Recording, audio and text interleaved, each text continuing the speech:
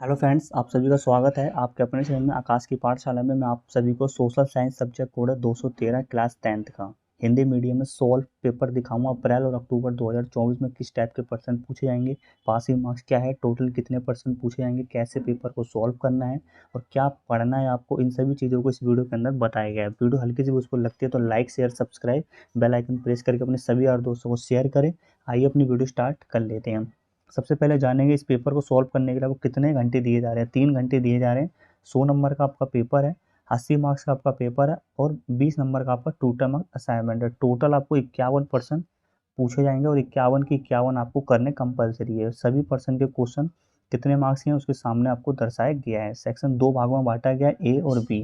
ठीक है, अब देख सकते हैं सेक्शन ए के अंदर आप सभी के 1 से लेकर 20 तक आपके बहुविकल्पीय क्वेश्चन होंगे 1-1 मार्क्स के। फिर 21 से लेकर 35 तक आप सभी के 2 क्वेश्चन पूछे जाएंगे 1 नंबर के। ठीक है, तो आप देख सकते हैं। फिर सेक्शन बी के अंदर आप सभी के 36 से लेकर 41 तक 2 मार्क्स के। फिर 42 से लेकर 47 तक 3 मार्क्स के। फिर 48 से लेकर 49 तक 4 मार्क्स का पर्सन पूछे आएंगे लॉन्ग में। फिर उसके बाद आप सभी को 50 से लेकर 51 तक लॉन्ग क्वेश्चन है जो कि आपको 6 नंबर का एक ही पर्सन पूछे जा रहा है। ठीक है, और 80 से लेकर 120 वर्ड के अंदर लिखना है। ठीक है, तो आइए क्वेश्चन पैटर्न देखते हैं किस टाइप के क्वेश्चन रहने वाले हैं। अभी कुछ इंपॉर्टेंट क्वेश्चन भी आपको फ्री ऑफ कॉस्ट प्रोवाइड करूंगा मैं। ठीक है, आप देख सकते हैं।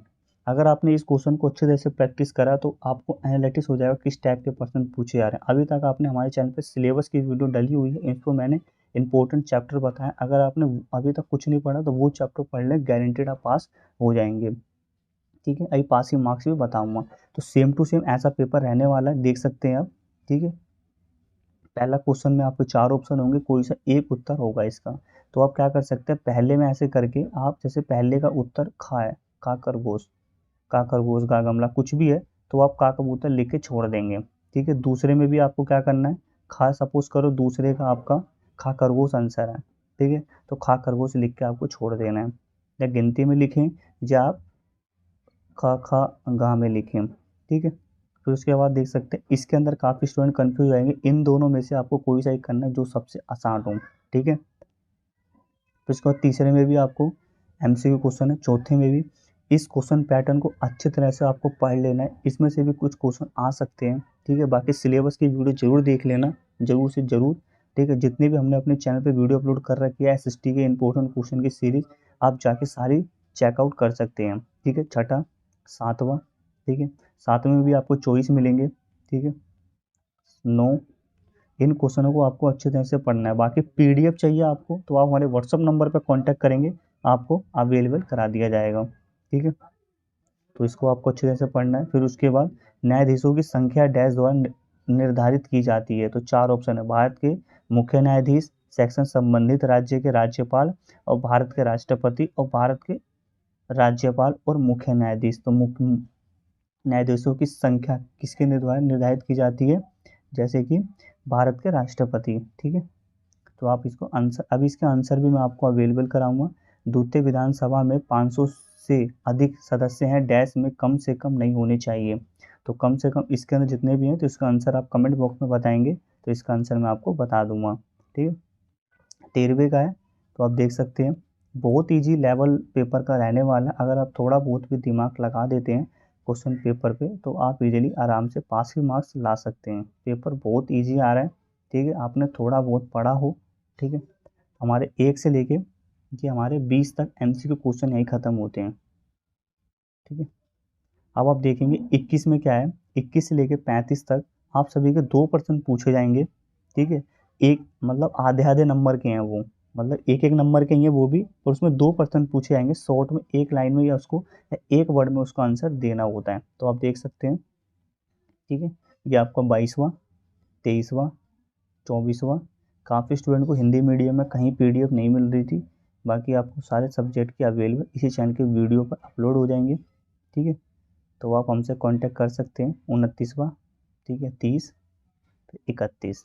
ठीक है, यहाँ पे काफ़ी स्टूडेंट गलती करेंगे, जैसे कोई भी क्वेश्चन आप पढ़ते हैं तो उसमें आप लिखा होगा निम्नलिखित प्रश्नों में से कोई 2 उत्तर लिखें। तो सपोज करो इसमें 3 प्रश्न पूछे गए हैं, तो 3 में से आपको जोन से 2 सबसे आसान लगते हैं वो आपको करना है। काफ़ी स्टूडेंट है सारे के सारे क्वेश्चन कर देंगे, जैसे कि इसमें भी अब 3 प्रश्न पूछे गए हैं। इसमें 2 करने हैं, इसमें भी 2 करने हैं, ठीक है।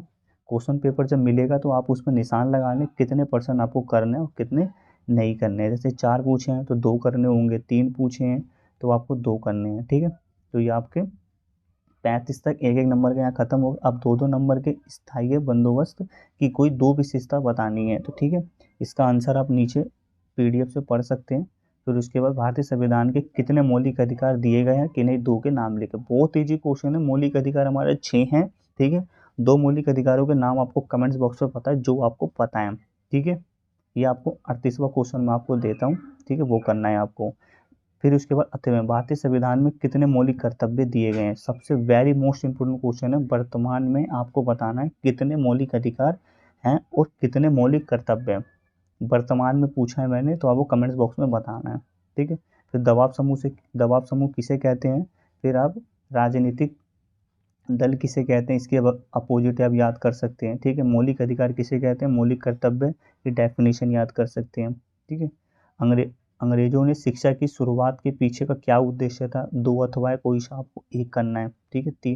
अब हमारे 3 नंबर के यहाँ से क्वेश्चन स्टार्ट हो गए। मानसून की विशेषताएं बतानी है आपको। हर साल एक क्वेश्चन रिपीट होता है। अंतर्राष्ट्रीय शांति और गुटनिरपेक्षता की भूमिका का प्रशिक्षण करें।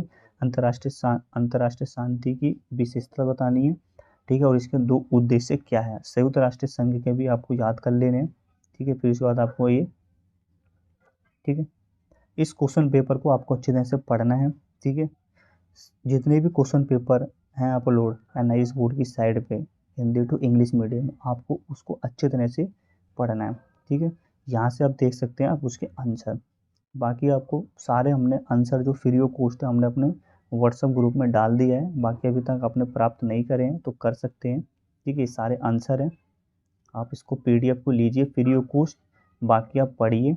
बाकी किसी प्रकार की कोई भी दिक्कत आती है तो आप हमसे डिस्कशन कर सकते हैं। पेपर बहुत आसान आ रहा है। 25% जो हमारा 25% है माइंड से क्वेश्चन आ रहे हैं, ठीक है। कुछ 1-2 क्वेश्चन बुक से आ रहे हैं, कुछ माइंड से आ रहे हैं, कुछ आप MCQ क्वेश्चन है, ठीक है, कुछ नॉर्मल आ रहे हैं, कुछ डिफरेंट आ रहे हैं। तो आप अच्छी तरह से यहाँ कर सकते हैं। इस क्वेश्चन पेपर को आपको अच्छी तरह से पढ़ के जाना है। आइए अब बता देता हूँ आपको पासिंग मार्क्स क्या है। अगर आपने TMA दे रखा है तो आपको लाने 26 नंबर। अगर आपने TMA नहीं दे रखा तो आपको लाने 33 नंबर। ये है पासिंग कैटेगरी इस सभी सब्जेक्ट में। सभी सब्जेक्ट में पासिंग कैटेगरी अलग अलग है। मैंने आपको सोशल साइंस का बता दिया। बाकी जब भी कोई नेक्स्ट वीडियो आएगी उसमें आपको बता दी जाएगा। जो मैंने आपको क्वेश्चन दिए हैं वो आपको जरूर हमें कमेंट्स करके बताना है, ठीक है। बाकी हल्की सी यूज़फुल लगती है वीडियो तो like share subscribe bell icon press कर लें और अपने यार दोस्तों को जरूर शेयर करें। मिलते हैं किसी नेक्स्ट वीडियो में। बाकी all the best all student.